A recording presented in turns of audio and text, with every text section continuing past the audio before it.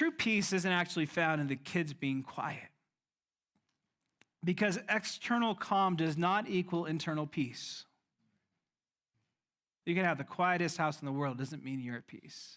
In fact, you can be more disturbed because you're alone with your thoughts. You're alone with God. Internal peace comes from having faith that God has kept his promises and God is keeping his promises and God will keep his promises.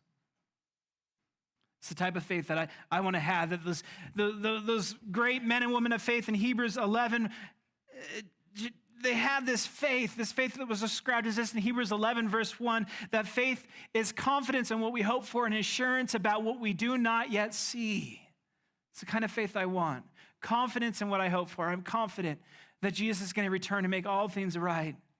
I'm confident that he will save me. I'm confident that I will have eternity with him. An assurance about something I have not seen yet, but I have this confidence, this hope in it, confidence and assurance that Micah's prophecies will all come true because of Jesus.